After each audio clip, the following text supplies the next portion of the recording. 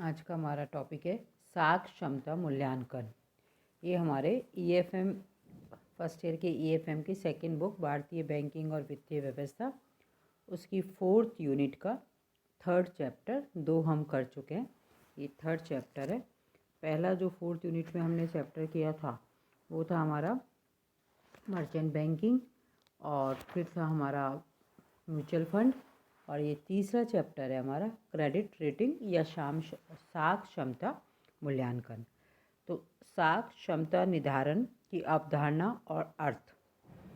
किसी भी विनियोक्ता के लिए धन की सुरक्षा सबसे महत्वपूर्ण है। वह अपना धन जोखिम रहित या कम से कम जोखिम वाली प्रतिभूतियों में विनियोजित करना चाहता है। साख क्षमता मूल्यांकन के द्वारा इस उद्देश्य की पूर्ति हो सकती है। प्रतिभूतियों की श्रेष्ठता उनसे प्राप्त प्रतिफल पर निर्भर करती है। यदि यह पहले ही मालूम हो जाए कि किस प्रतिभूति से कितना प्रतिफल प्राप्त होगा और मूलधन व ब्याज की राशि पूर्णतः सुरक्षित रहेगी, तो ऐसी प्रतिभूतियां श्रेष्ठ समझी जाती है। प्रतिभूतियों में विनियोग गुणों का आकलन साख श्रेणी निर्धारण सेवा द्वारा किया जाता है। इससे प्रतिभूतियों के प्रति विश्वास उत्पन्न होता है। साख क्षमता मूल्यांकन क्रेडिट रेटिंग एक विचारधारा है, एक रणनीति है, एक विश्वास है जो किसी साख उपकरण के लिए दिए गए मूल्य के संबंध में निर्धारित शोधन क्षमता को व्यक्त करता है। ऋण लेने वाले की ऋण भुगतान क्षमता से पहले से निश्चित किए गए चिन्हों द्वारा व्यक्त की जाती है। साख क्षमता मूल्यांकन को निम्न अर्थों में प्रयुक्त किया जा सकता है। पहला पॉइंट, किसी निगम की साख क्षमता मूल्यांकन से ऋण लेने वाले की श्रेणी स्पष्ट होती है, जो कि कंपनी के विशिष्ट ऋणों के समय पर मूलधन और ब्याज भुगतान के संबंध में कंपनी की क्षमता को बताती है। यह इस बात को स्पष्ट करती है कि ऋण लेने वाला देनदार लेनदार के प्रति अपने दायित्वों को पूरा करता है। सेकंड, साख क्षमता मूल्यांकन निर्गमनकर्ता की भविष्य की योग्यता एवं वैध दायित्व पर एक मत है, जिसमें वह किसी विशिष्ट स्थायी आय वाली प्रतिभूति पर मूलधन और ब्याज का समय पर भुगतान करने का वचन देता है। थर्ड, साख श्रेणी निर्धारण साख चिन्हों के प्रयोग द्वारा प्रतिभूतियों या उपकरणों के निर्गमनकर्ता के साख गुणों के संबंध में विचार जानने से है। साख क्षमता मूल्यांकन प्रतिभूतियों को क्रय विक्रय एवं रखने की सलाह नहीं देता। यह सौंपे गए मूल्य या शोधन क्षमता की प्रतिष्ठा या व्यक्ति की योग्यता में विश्वास व्यक्त करता है तथा व्यक्ति की ईमानदारी पूर्ण भुगतान की इच्छा को बताता है। साख क्षमता निर्धारण एजेंसियां विनियोक्ता को साख चिन्हों के माध्यम से संभावित अनजान निर्गमनकर्ता के संबंध में सरल अर्थपूर्ण प्रमाणित सूचनाएं देता है। साख क्षमता मूल्यांकन के संबंध में निम्नलिखित निष्कर्ष निकाले जा सकते हैं। फर्स्ट, साख क्षमता मूल्यांकन प्रतिभूतियों को क्रय विक्रय और रखने की सिफारिश नहीं करता।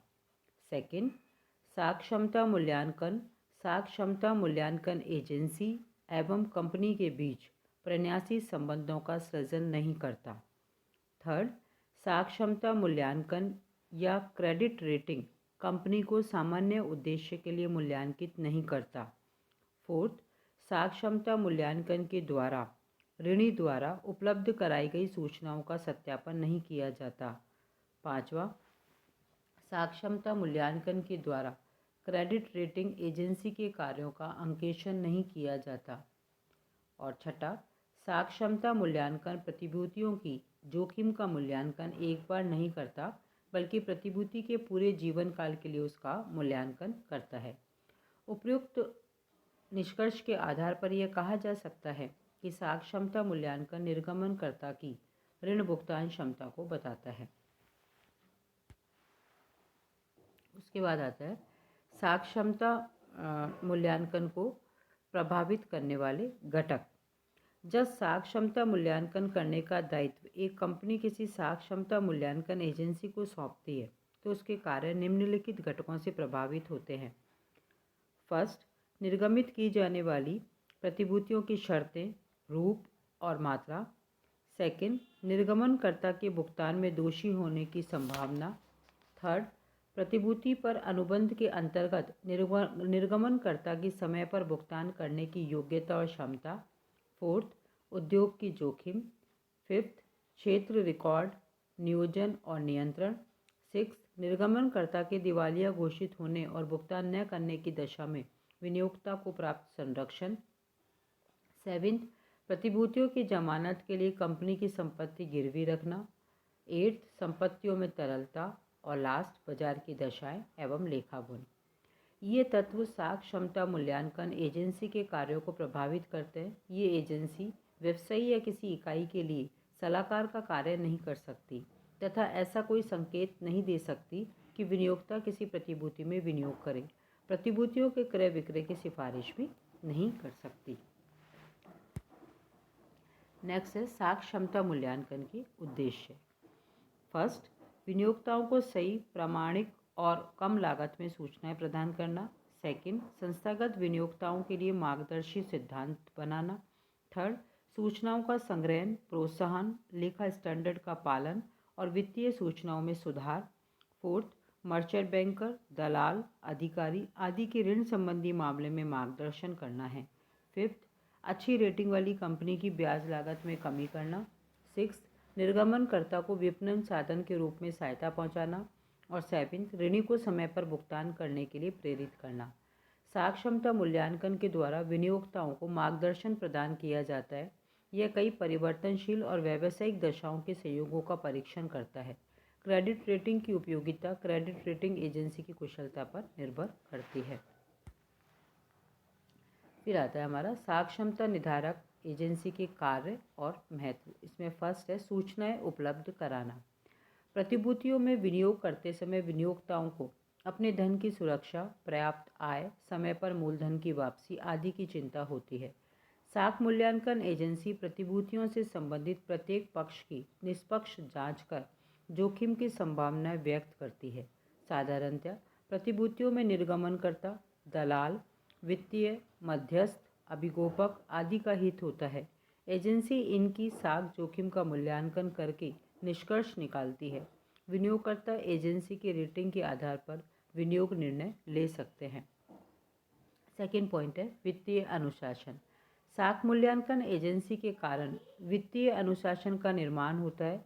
जो पक्ष ऋण लेता है उसे अपनी प्रतिष्ठा, ईमानदारी, शोधन क्षमता का परिचय देना पड़ता है। उसे वित्तीय अनुशासन का पालन करते हुए ऋण वापस करना पड़ता है। थर्ड, नीति निर्धारण। साख क्षमता मूल्यांकन एजेंसी प्रतिभूतियों के संबंध में सार्वजनिक नीति निर्धारित करने में सहायता होती है। विभिन्न प्रकार की संस्थाएं प्रतिभूतियां निर्गमित करती हैं। जो प्रतिभूति साख क्षमता मूल्यांकन में खरी उतरती है उनमें निवेश किया जाता है। भविष्य में ऐसी ही प्रतिभूतियां निर्गमित करने के मार्गदर्शी सिद्धांत बनाए जाते हैं। फोर्थ, जोखिम और प्रतिफल का मूल्यांकन। साख क्षमता मूल्यांकन एजेंसी जब किसी साख उपकरण की श्रेणी या वर्ग निश्चित करती है तो बाजार में उस वर्ग के विनियोक्ता को निर्णय में सुविधा हो जाती है। विनियोक्ताओं को यह पता चल जाता है कि किस प्रकार के उपकरण में कितनी जोखिम है और उसी के अनुसार यह विनियोजन करने की योजना बनाता है। पांचवा, लागत में कमी। साख क्षमता मूल्यांकन एजेंसी द्वारा प्रामाणिक जानकारी एकत्रित करने में कई प्रकार के सर्वेक्षण, प्राथमिक और द्वितीय आंकड़े एकत्रित करना, अनुसूची भरना, सरकारी प्रपत्रों की जांच करना तथा सभी सूचनाओं का विश्लेषण, संक्षिप्तीकरण, व्याख्या करना आदि कार्य किए जाते हैं। ये सारी सूचनाएं प्रशिक्षित स्टाफ, कार्यकर्ता और कर्मचारियों के माध्यम से एकत्र की जाती है जिन पर बहुत व्यय आता है। एक निजी विनियोगकर्ता के लिए अपने खर्च पर जानकारी एकत्रित करना संभव नहीं है। इसी तरह विनियोक्ताओं को कम लागत पर सही जानकारी उपलब्ध हो जाती है। छठा पॉइंट है विश्लेषण। किसी फर्म की रेटिंग करते समय बाजार की दशाएं, व्यवसाय संचालन क्षमता, कानूनी स्थिति और जोखिम आदि का विश्लेषण किया जाता है। किसी कंपनी या फर्म की प्रतिभूतियों के संबंध में उसका बाजार मूल्य, स्थिरता, अन्य प्रतिभूतियों से प्रतियोगिता, भविष्य, संस्था की विपणन नीति, अनुसंधान एवं विकास, उत्पाद गुण, विक्रय उपरांत सेवाएं आदि का विश्लेषण किया जाता है। संचालन क्षमता के अंतर्गत कंपनी संचालकों की योग्यता, कच्चे माल की उपलब्धि, निर्माण प्रक्रिया, श्रम संबंध, पूंजी की उपलब्धता, लाभ मात्रा का विश्लेषण आदि कार्य किया जाता है। किसी कंपनी के द्वारा निर्गमित प्रतिभूति की वैधानिक जानकारी के अंतर्गत ट्रस्टी के उत्तरदायित्व, मूलधन और ब्याज, भुगतान की प्रणाली, विनियोक्ता संरक्षण की नीति और आवश्यक प्रपत्रों आदि का विश्लेषण किया जाता है। इसी प्रकार एक साख क्षमता का मूल्यांकन करने वाली एजेंसी व्यवसाय में आने वाली जोखिम का भी विश्लेषण करके निष्कर्ष निकालती है। 7वां पॉइंट है वित्तीय प्रतिनिधित्व। साख क्षमता मूल्यांकन एजेंसी किसी प्रतिभूति के संबंध में सभी प्रकार की वित्तीय एवं अन्य सूचनाएं एकत्रित करती है, तभी प्रमाण पत्र देती है। प्रमाण पत्र की विश्वसनीयता एजेंसी की कार्यप्रणाली पर निर्भर करती है, अतः प्रत्येक एजेंसी सत्य एवं प्रामाणिक जानकारी के आधार पर ही प्रमाण पत्र देती है, जो कि विधि मान्य होता है और विश्वास का आधार बनता है। 8वां संपत्ति विश्लेषण। साख क्षमता मूल्यांकन एजेंसियां चल संपत्ति और स्थायी संपत्ति का विश्लेषण अलग अलग दृष्टि से करती है। चल संपत्ति के विश्लेषण के अंतर्गत चल संपत्ति की मात्रा, तरलता, स्थायी संपत्ति से अनुपात, चल संपत्ति में जोखिम आदि घटकों पर विचार किया जाता है। इसके साथ चल दायित्व, रिजर्व फंड, कर नियोजन, पूंजी ढांचा, ब्याज दर आदि पर भी विचार किया जाता है। वित्तीय कंपनी के संबंध में उक्त मदों में विश्लेषणात्मक जानकारी का लाभ विनियोक्ताओं को प्राप्त होता है। और लास्ट है हमारा प्रबंधकीय मूल्यांकन। पिछले वित्तीय परिणामों, कार्य नियोजन और नियंत्रण प्रणाली के आधार पर प्रबंधकीय क्षमता का पता लगाया जाता है। प्रबंधकीय योग्यता, भविष्य की योजना, पूंजी ढांचा, संचालक मंडल और अंशधारियों के बीच आपसी संबंध आदि का भी पता लगाया जाता है। साख क्षमता मूल्यांकन एजेंसी किसी कंपनी की प्रबंधकीय योग्यता के आधार पर भी निष्कर्ष निकालती है। तो इस प्रकार ये हमारे क्रेडिट रेटिंग की मीनिंग, इसके फीचर्स और फैक्टर्स, ऑब्जेक्टिव और फंक्शंस जो हमने आज डिस्कस किए। कल हम इसके और आगे कंटिन्यू रखेंगे। आज के लिए इतना ही।